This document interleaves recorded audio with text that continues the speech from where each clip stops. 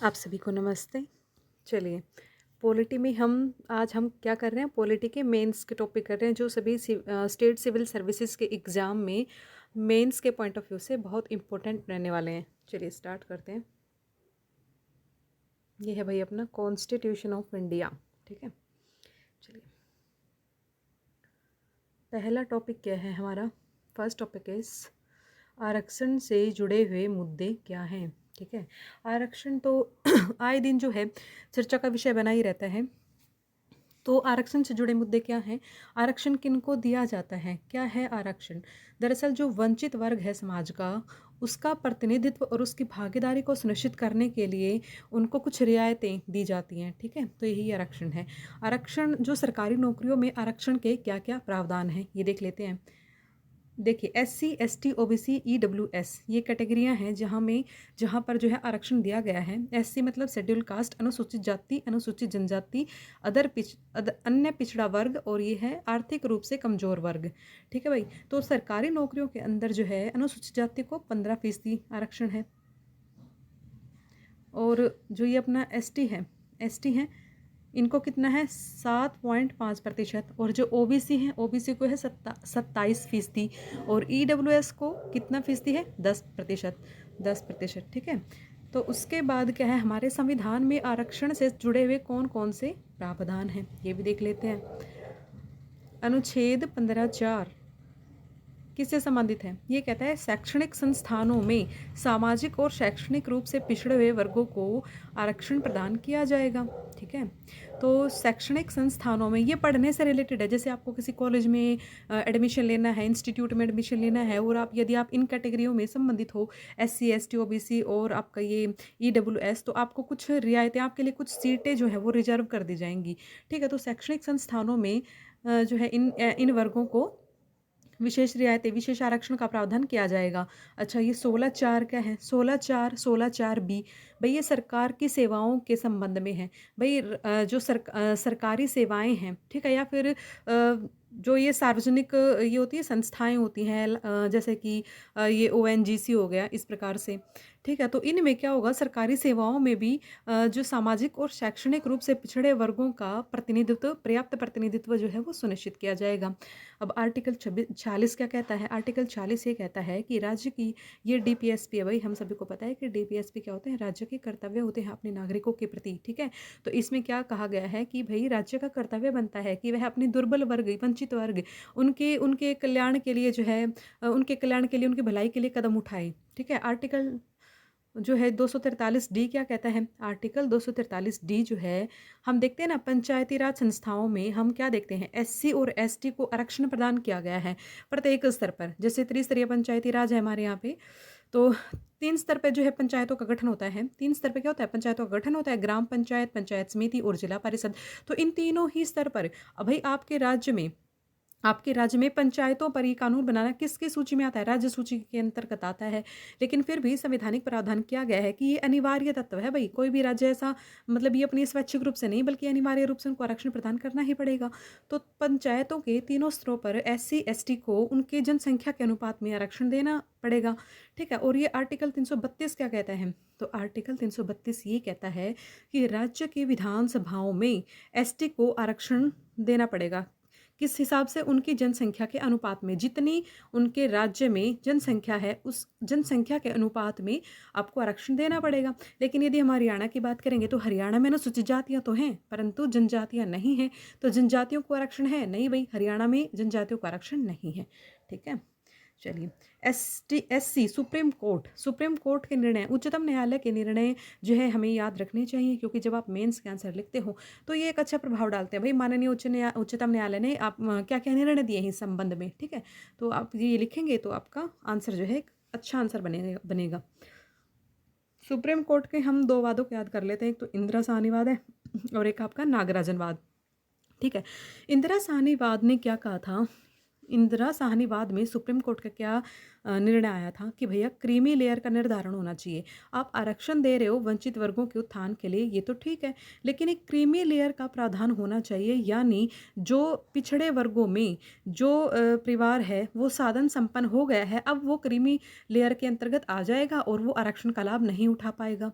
ठीक है। अब उसने दूसरी बात ये कही थी कि 50% की सीमा से क्रॉस नहीं होना चाहिए आरक्षण।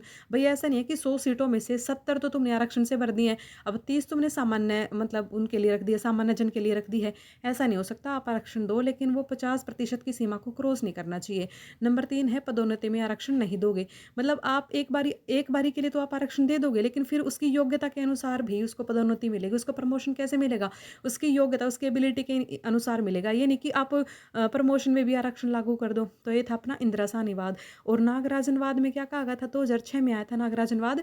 तो इसमें 3 शर्तों को जोड़ दिया गया था सुप्रीम कोर्ट ने। क्या क्या था कि भैया आप आरक्षण तो दे रहे हैं, ठीक है, लेकिन आपने पिछड़ेपन का मात्रात्मक डेटा दिखाना है हमको। क्या मतलब कि आप ये डेटा दिखाइए, हमें शो करिए कि आप सामाजिक रूप से, शैक्षणिक रूप से पिछड़े हुए हैं। आप डेटा लेकर के आइए। दूसरी बात, आप ये दिखाइए कि इन राज्य की सेवाओं में या केंद्र सरकार की सेवाओं में आपका पर्याप्त प्रतिनिधित्व नहीं है, तभी हम मानेंगे कि आपके लिए आरक्षण मतलब वैलिड है। ठीक है, आप अपने पर्याप्त प्रतिनिधित्व के संबंध में तथ्य प्रस्तुत कीजिए।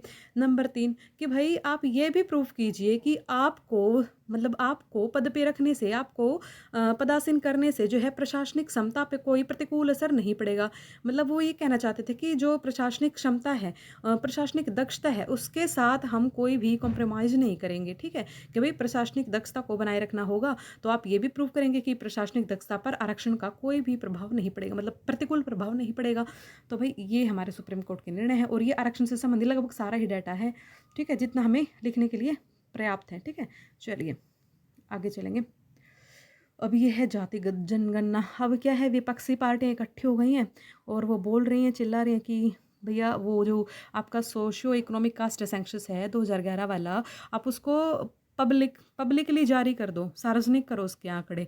ठीक है, तो केंद्र सरकार मना कर रही है। अब इस संबंध में इसकी चर्चा आए दिन होती रहती है। तो ये क्या है, इसके बारे में विशेष तौर पर हम जानते हैं। जातिगत जनगणना, ठीक है, इतिहास क्या है इसका? ये अंग्रेजों ने इसको शुरू किया था।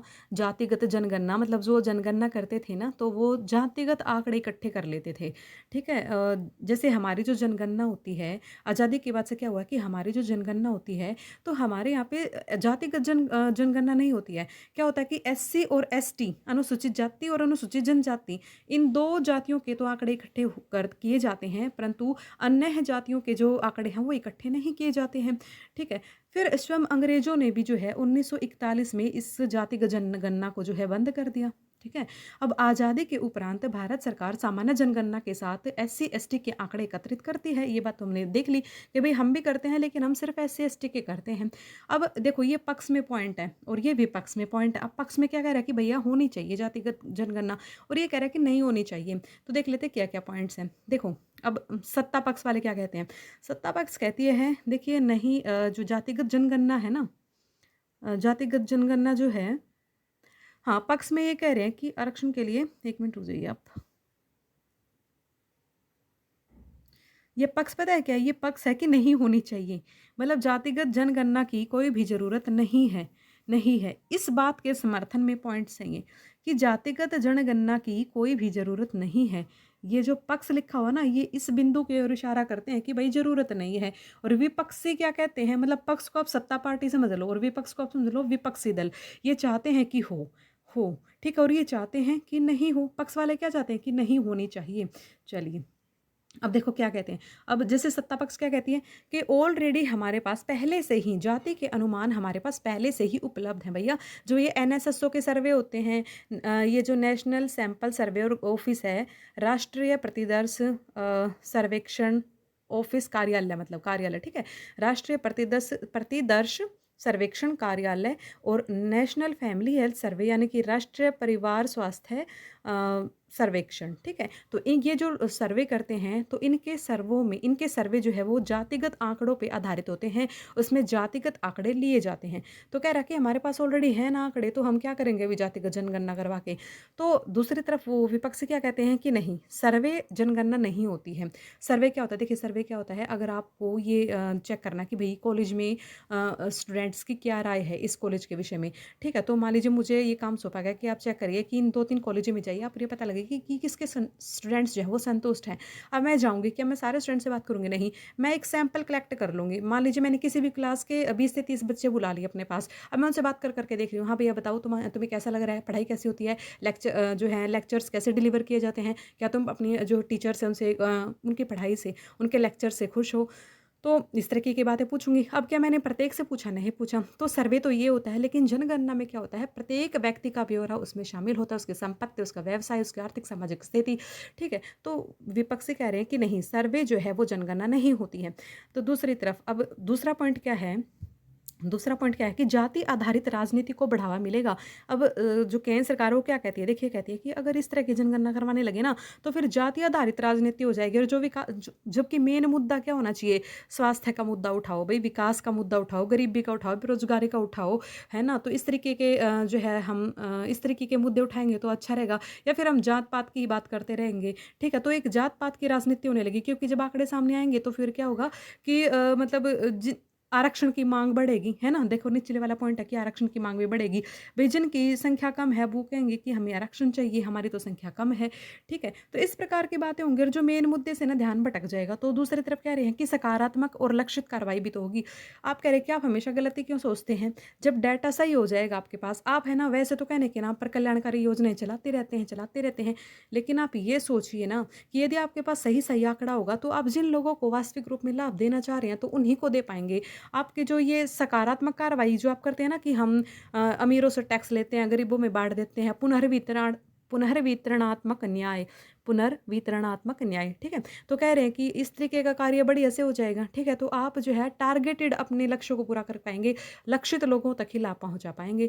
और इंदिरा साहनी वाद में भी ऐसा बोला गया था, जजमेंट में सामने आया था कि उन्होंने न्यायाधीश ने ये मांग करी थी कि प्रत्येक 10 वर्ष में आपके पास इस प्रकार के आंकड़े उपलब्ध होने चाहिए जिसके तहत क्रीमी लेयर का निर्धारण, क्रीमी लेयर के तहत लोगों को अलग किया जा सके। अब क्रीमी लेयर का आपने निर्धारण कर दिया, लेकिन आप जनसंख्या की गणना कर ही नहीं रहे हो, जातिगत जो जनगणना कर ही नहीं रहे हो, तो फिर कैसे पता लगेगा कि क्रीमी लेयर में कौन आ रहा है और कौन नहीं आ रहा। भाई जिसको जॉब करे हुए 20 साल हो गए हैं, क्या वो अब उसकी स्थिति ठीक नहीं होगी? तो आप तो आंकड़े इकट्ठे नहीं कर रहे हो, तो फिर इसका मतलब क्या है कि जो है फिर लक्षित लोगों को लाभ नहीं पहुंचाया जा सकता। और इस प्रकार से आरक्षण जो हमने आंदोलन देखे हैं ना, ये तीसरा पॉइंट देखिए कि जाटों, पटेलों और मराठों के हिंसक आंदोलन। देखिए, जब लोगों को पता ही नहीं है कि हमें मतलब हमारा प्रतिनिधित्व कितना है सरकार में, तो वो क्या है अपने मन से ही सोचने लगते हैं। अब देखिए सामान्य रूप में क्या होता है कि भाई अब बेरोजगारी तो बहुत बढ़ गई है। अब हरियाणा की बात कर लो कि हरियाणा में राष्ट्रीय जो है राष्ट्रीय संख्या जो है ना बेरोजगारी की, उसकी 3 गुना बेरोजगारी है। ठीक है, अब हरियाणा में सबसे ज़्यादा बेरोजगारी है, सभी स्टेट से ज़्यादा हरियाणा के अंदर बेरोजगारी है। तो हम क्या सोचेंगे कि ये सारी नौकरियां तो आरक्षण वाले खा जाते हैं, तो हमारे अंदर एक गुस्सा पनपा रहता है और हम क्या आंदोलन की तरफ मूव करते हैं।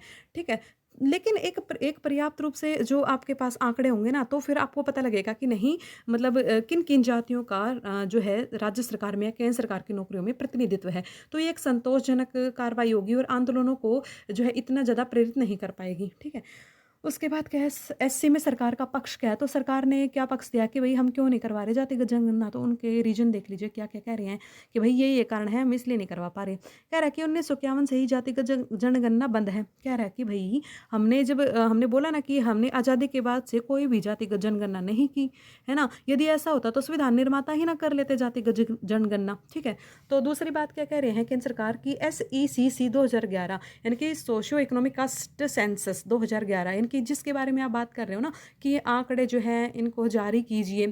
तो जो है ओबीसी के आंकड़ों का विश्लेषण करा है हमने, और उससे पता लगाया है कि इसमें अत्यधिक त्रुटियां हैं, बहुत अधिक गलतियां हैं इसके अंदर।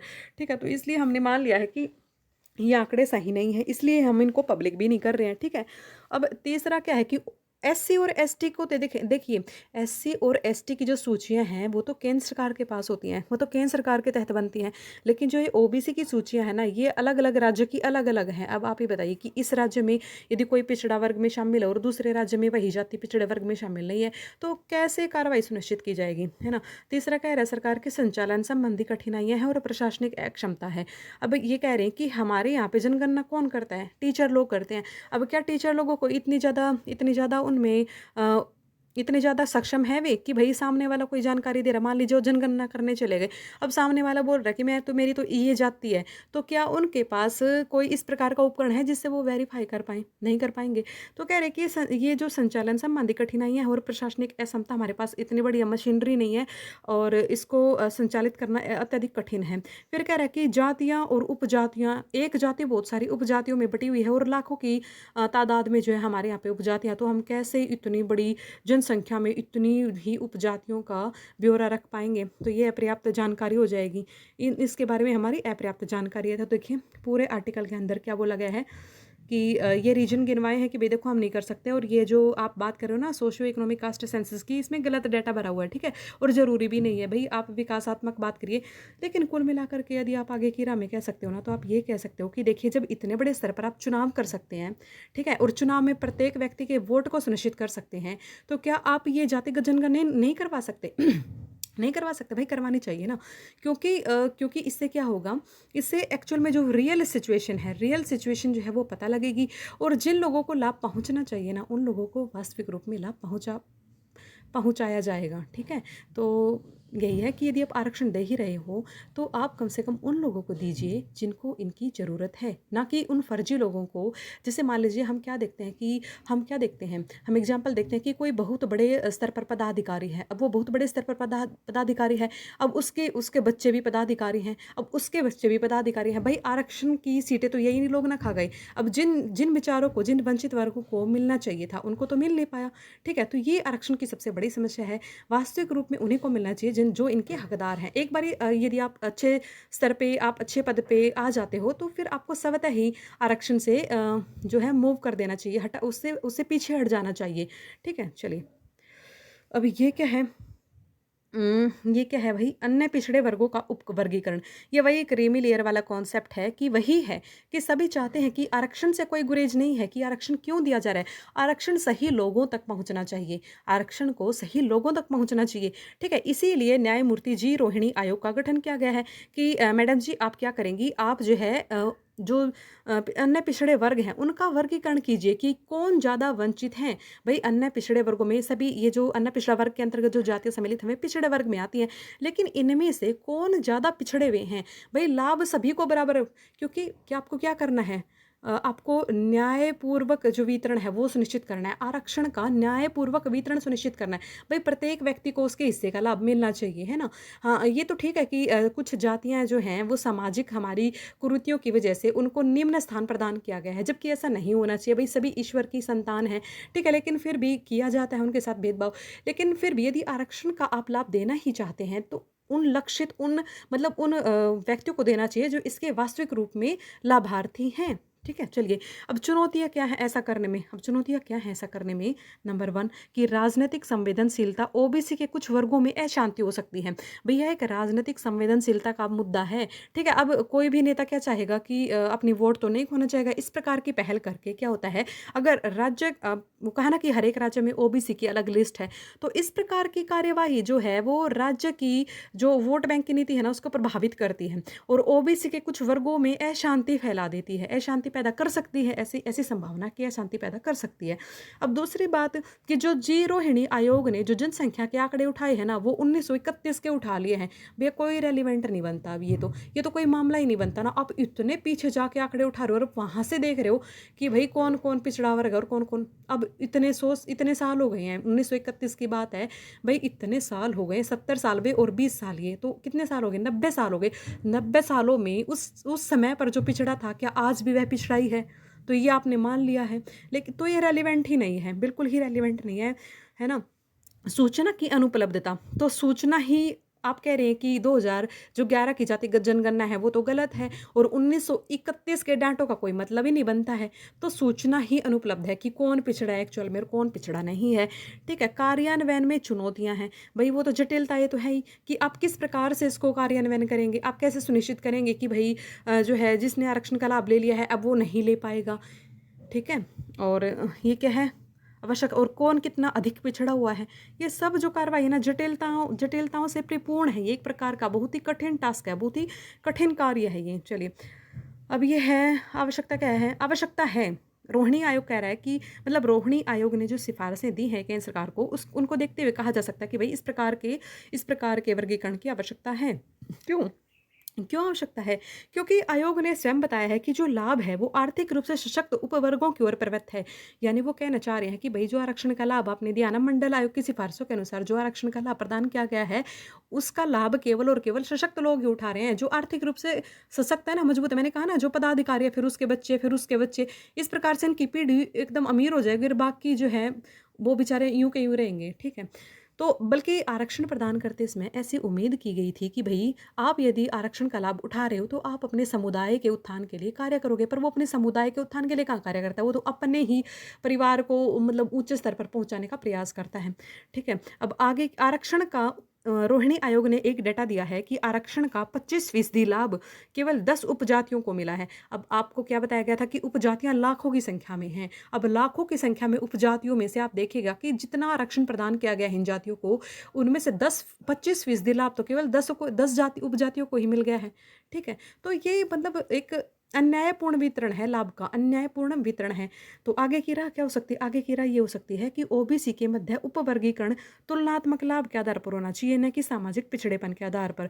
भई ये क्या कहना चाह रहा है कि आप ये मत देखिए कि कौन सी जाति कितने निम्न स्तर पर है, नहीं ये नहीं देखिए। अब आपने इन जातियों को पिछड़ा मान लिया है, तो मान लीजिए पिछड़ा वर्ग श्रेणी है, तो उसके अंदर सारी ही जातियाँ फिर क्या है? पिछड़ी हैं। उनमें से कौन सबसे ज़्यादा पिछड़ी हुई है, कौन और भी ज़्यादा पिछड़ी हुई है। आप तुलना ये मत देखिए, आप ये देखिए तुलनात्मक लाभ, भाई किस जाति को कितना लाभ हुआ है आरक्षण का। मान लीजिए इसने कहा ना 10 उपजातियों को लाभ मिला है। अब अन्य जब आरक्षण का लाभ इन 10 उपजातियों को मिला है, तो अब अन्य जो उपजातियां बच गई हैं अब उनकी ओर देखिए आप।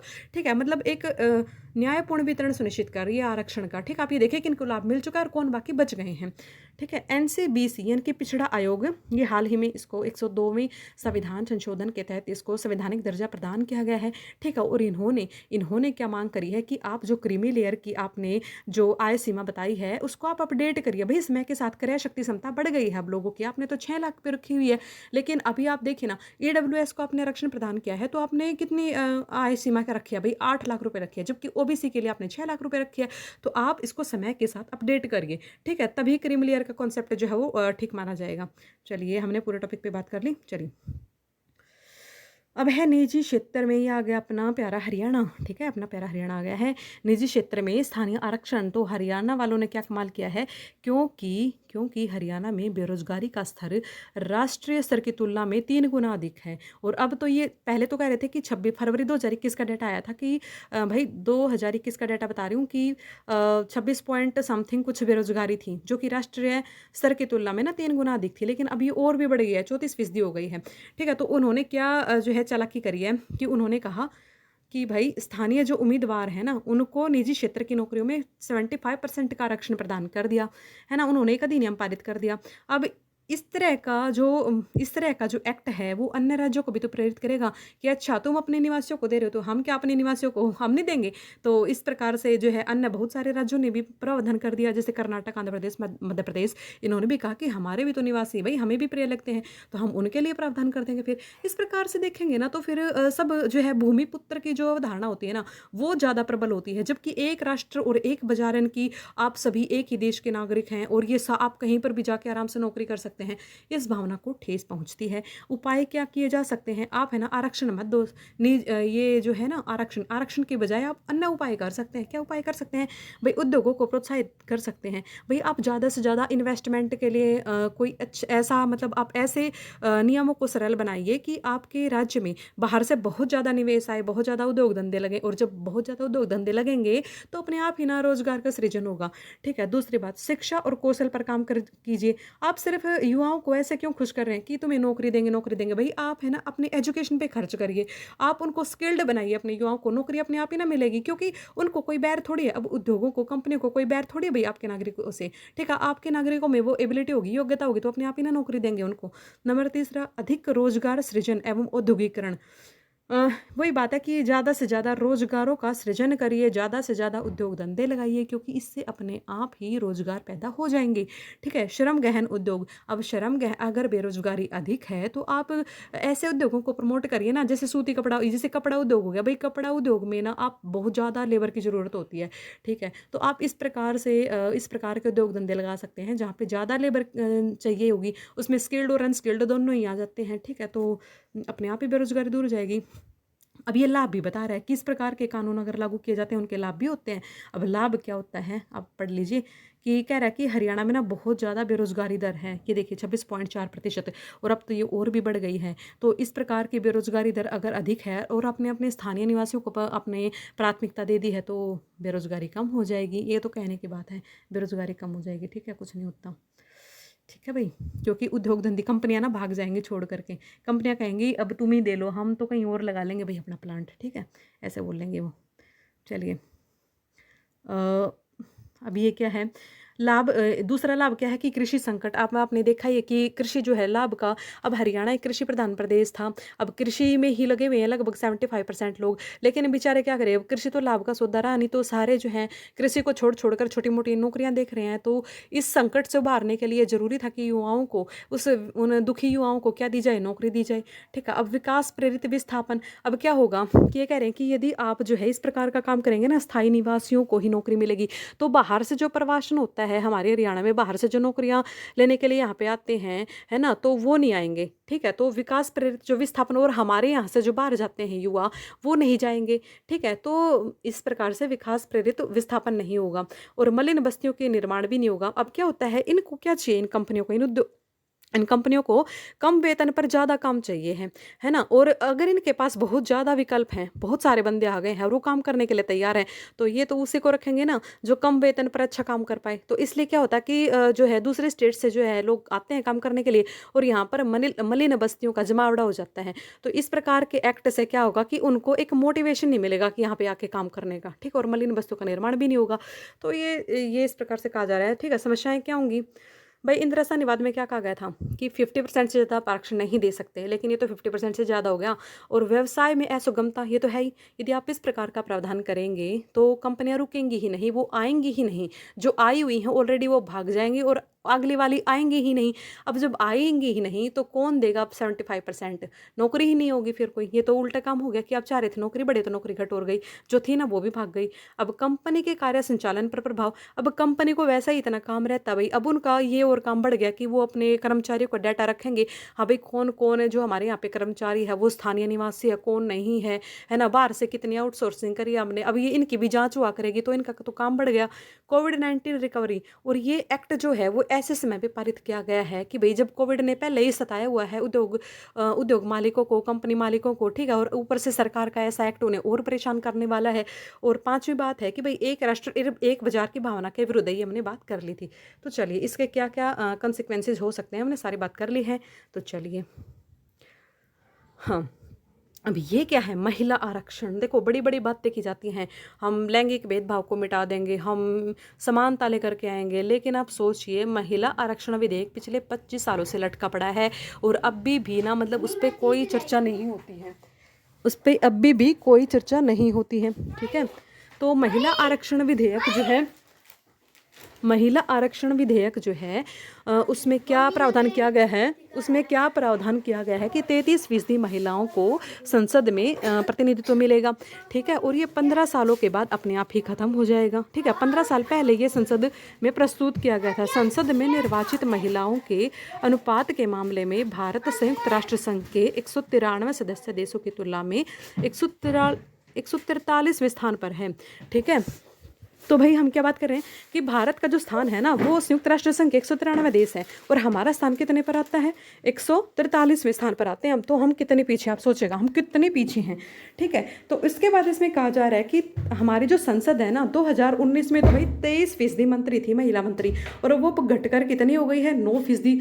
तो हम तो उम्मीद कर रहे थे कि बढ़ेंगी, ये उल्टा घट ही रही है। ठीक है, तो इसमें जो है महिलाओं को प्रतिनिधित्व नहीं दिया जा रहा है, सीधी सी बात है, इस पर कोई ध्यान नहीं दे रहा है। ठीक है, तो संवैधानिक प्रावधान क्या है? तो भैया आर्टिकल 15(3) राज्य को यह शक्तियां प्रदान करता है कि आप महिलाओं के सशक्तिकरण के लिए विशेष प्रयास कर सकते हैं। ठीक है, अब आर्टिकल 243D क्या कहता है कि भैया पंचायतों के प्रत्येक स्तर पर आप महिलाओं का 1/3 आरक्षण सुनिश्चित करिएगा। ये अनिवार्य प्रावधान है। ये क्या है? ये संवैधानिक अनिवार्य प्रावधान है। अच्छा, अंतर्राष्ट्रीय समझौते क्या क्या है? देखिए, एक तो है बीजिंग कार्यवाही मंच। बीजिंग कार्यवाही मंच में क्या है कि राजनीतिक सशक्तिकरण की बात की गई कि महिलाओं को पॉलिटिकल फील्ड में भी लेकर के आइए आप, वो लीडरशिप संभालेंगी। ठीक है, अब महिलाओं के विरुद्ध सभी प्रकार के भेदभाव का उन्मूलन संबंधी जो कन्वेंशन है, ये संयुक्त राष्ट्र का कन्वेंशन है और इसको भारत ने रेटिफाई करा हुआ है। लेकिन उसके बावजूद भी मतलब कोई ठोस कार्रवाई दिखाई नहीं देती कि भाई आप राजनीतिक क्षेत्र में महिलाओं को आगे लाने का प्रयास कर रहे हैं। ठीक है, अब ये देखिएगा इसके पक्ष और विपक्ष में भी जो है बातें हो रही हैं कि दिया जाना चाहिए और दिया जाना नहीं चाहिए। सक्रिय राजनीतिक भागीदारी यदि आप देंगे तो एक्टिवली जो है पार्टिसिपेट करेंगी, उनकी भागीदारी नजर आएगी। और वो जब महिला की समस्या को जानती है वो उसको पता होता है कि उसको घर बाहर में कैसी प्रॉब्लम्स का सामना करना पड़ता है। ठीक है, जब वो एक लीडरशिप को संभालेंगे, एक राजनीतिक प्रतिनिधित्व करेंगी ना, तो वो उन मुद्दों पर ज़्यादा ध्यान दे पाएंगी। ठीक है, नंबर दूसरा कि प्रतिनिधि लोकतंत्र के निर्माण के लिए, ठीक है, क्योंकि लोकतंत्र में लोगों का शासन है और उन लोगों में महिलाओं की आधी आबादी है। अब आप ऐसा कैसे सोच सकते हैं कि महिलाएं आधी संख्या में हैं और उनका प्रतिनिधित्व नगण्य मात्रा में है और फिर आप इसको लोकतंत्र कहिएगा? लोकतंत्र तो नहीं है। समावेशी राष्ट्रीय विकास, हम बात बात पर हम बल देते हैं कि हम एक ऐसा विकास करेंगे जो समावेशी राष्ट्रीय विकास होगा, लेकिन आपने समावेश कहाँ किया है? आपने महिलाओं की मुद्दों की तरफ कहाँ ध्यान दिया है? ठीक है, लैंगिक भेदभाव, बड़ी बड़ी बातें करते हैं कि लैंगिक भेदभाव को मिटा देंगे, हमारे डीपीएसपी में कहा गया, मौलिक अधिकारों में कहा गया है। लेकिन ये आप देखिएगा कि संसद जो मतलब सर्वोच्च विधि निर्माता है, ठीक है, तो वही इसकी तरफ ध्यान नहीं दे रही है। बिल कब से अटका पड़ा हुआ है। ठीक है, अदरवाइज महिलाओं को मतलब भाई महिलाओं को भी तो प्रतिनिधित्व देना चाहिए। अब आप मान के चले हुए कि नहीं। अब देखिए विपक्ष में क्या कह रहे हैं कि ऐसा करने से ना महिलाओं की असमान स्थिति बरकरार रहेगी। भाई कैसे रहेगी? वो कह रहे हैं कि महिलाओं को ऐसा माना जाएगा कि इनमें एबिलिटी नहीं है, योग्यता नहीं है, इनको आरक्षण की जरूरत है, तो ऐसा माना जाएगा अगर इनको आरक्षण। भाई ये बात सही नहीं है, क्योंकि महिलाओं की स्थिति सभी जानते हैं, भारत एक पितृप्रधान समाज है और महिलाओं की स्थिति जो है इतनी मजबूत नहीं है, पुरुषों की तुलना में शुरू से ही कमजोर है। और इसमें महिलाओं की क्या गलती है ये बताइए? ठीक है, तो उनको आप आरक्षण देंगे तो इसमें क्या है, उनको प्रतिनिधित्व देना ही पड़ेगा, फिर वो धीरे धीरे करके अपनी परिस्थितियों में सुधार कर पाएंगी। ठीक है, दूसरी बात, अभिजात समूह की महिलाओं को राजनीतिक सत्ता मिलेगी। मतलब ये कहना चाह रहे हैं कि ये बात तो सही है कि पॉलिटिक्स करना जो है आम इंसान का काम नहीं है। आप देखिएगा कोई भी राजनीतिक या साधारण पृष्ठभूमि से है, भाई जो अमीर लोग होते हैं ना, जिनके पास धन और बल है, वही अब पॉलिटिक्स करते हैं। ठीक है, ये बात भी है कि अगर आप महिलाओं को देंगे भी तो भी जो अमीर घरों की महिलाएं हैं उन्हीं को प्रतिनिधित्व मिलेगा। ठीक है, रोटेशन के चक्कर से आप ये कह रहे हैं ना कि महिलाओं का प्रतिनिधित्व कैसे होगा? पहले एक पुरुष आएगा, फिर अगले सीजन में महिला की बारी होगी। तो इससे क्या होगा कि अपने निर्वाचन क्षेत्र में कोई भी सांसद काम करने में रुचि नहीं रखेगा। क्यों नहीं रखेगा? उसको पता है अगली बार महिला ने आना है और महिला को पता है अगली बार पुरुष ने आना है, तो फिर इस प्रकार से कोई भी अपने निर्वाचन क्षेत्र में काम नहीं कर पाएगा। और ये जो नंबर आखिरी पॉइंट है ये है सरपंच पति। अब ये क्या है भाई? महिला नाम की होगी रबर स्टैंप की तरह, जैसे सरपंच नहीं होता है, सरपंची में महिला उठ जाती है लेकिन पति सारा काम करता है, इस प्रकार से ही यहाँ पे होगा कि भाई सरपंच पति आएगा उसके पीछे पीछे। ठीक है, लेकिन उपाय क्या किए जा सकते हैं? देखिए ये सब तो कहने की बातें हैं। यदि आप वास्तविक तौर पर आप महिलाओं के लिए कुछ करना चाहते हैं तो आपको उनको देना ही चाहिए प्रतिनिधित्व। ठीक है, क्योंकि अपने आप से वो इतनी आगे नहीं बढ़ पाती हैं, वो एक संवेदनशील वर्ग में गिनी जाती हैं। भाई इतनी ज़्यादा उनको फ्रीडम नहीं है। इवन जो अमीर घरों की उच्च अभिजात वर्ग की महिलाएं हैं ना, उनको भी आप देखिएगा इतनी फ्रीडम नहीं है विचारों को एक्सप्रेस करने की, उनको भी अपने जो है प्रमुखों से परमिशन लेनी पड़ती है। ठीक है, तो फिर ऐसी स्थिति में उनकी संवेदनशील स्थिति को देखते हुए उनको आरक्षण प्रदान करना चाहिए। ठीक है, उपाय ये हो सकता है कि राजनीतिक दलों के भीतर ही जो है आरक्षण हो। मतलब कोई भी पॉलिटिकल पार्टी है तो वो अपनी पार्टी में कुछ महिला प्रतिनिधित्व की संख्या को सुनिश्चित करें कि भाई हमारी पार्टी में मान लीजिए 20-22 मेंबर हैं, तो इनमें से मतलब इतने सारे मेंबर का महिला होना जरूरी है। ये हो सकता है। नंबर दूसरा, दोहरे सदस्य वाला निर्वाचन क्षेत्र, यानी कि ऐसा जरूरी है क्या रोटेशन बेस्ड पे? ऐसा भी तो हो सकता है कि एक निर्वाचन क्षेत्र में 2 उम्मीदवार जीतते, 2 को वोट दें, मतलब 2 उम्मीदवारों का दोहरा सदस्य वाले निर्वाचन क्षेत्र हो, भाई 2 जीतेंगे, यहाँ पे एक पुरुष हो जाएगा और एक महिला हो जाएगी, किस्सा ही खत्म हो जाएगा। ठीक है, तो ये काफ़ी संवेदनशील मुद्दा है। चलिए अब आज के टॉपिक्स जो है वो ख़त्म होते हैं। Bye bye.